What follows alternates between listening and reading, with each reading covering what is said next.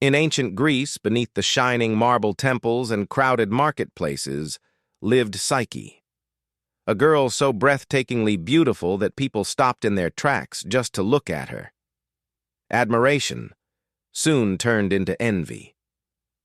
Far above the mortal world, on Mount Olympus, Aphrodite, the goddess of beauty, watched Psyche with growing jealousy. In her golden mirror, Psyche's face glowed brighter than her own. Furious, Aphrodite summoned her son, Cupid, and ordered him to punish the mortal girl. But when Cupid looked at Psyche, something inside him softened. Instead of harming her, he fell deeply in love. Down on earth, Psyche struggled with the weight of her sudden fame.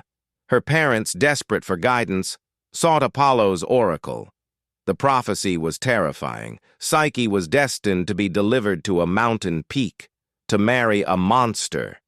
With heavy hearts, her parents led her up the lonely path and left her there in tears. But Psyche was not met by a monster. Instead, the west wind, Zephyrus, gently lifted her and carried her through the sky. She was placed in a magnificent enchanted palace filled with invisible servants, golden halls, and music that seemed to come from the air itself. A warm, disembodied voice welcomed her. It was Cupid, unseen. He promised her happiness on one condition: she must never try to see him. Night after night, they lived in perfect bliss, always in darkness. But during the day, Psyche wandered the palace alone, longing for companionship. She begged Cupid to let her sisters visit. He reluctantly agreed. When the sisters arrived and saw Psyche's luxurious life, jealousy consumed them. Whispering poison into her heart, they warned her that her unseen husband was a serpent waiting to devour her. Fear replaced trust. That night, trembling with doubt, Psyche approached Cupid while he slept, carrying an oil lamp and a dagger. As she lifted the lamp, the golden light revealed not a monster, but the most beautiful god she had ever seen.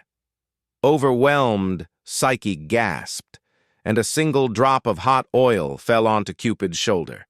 He woke in pain and heartbreak. Seeing the dagger, he understood her doubt. Cupid rose, wings spreading across the room. "Love cannot live where there is no trust," he said, and flew away into the night. The palace vanished into mist, leaving Psyche alone in a barren wilderness. Heartbroken, she wandered through forests, deserts, and mountains, refusing to give up.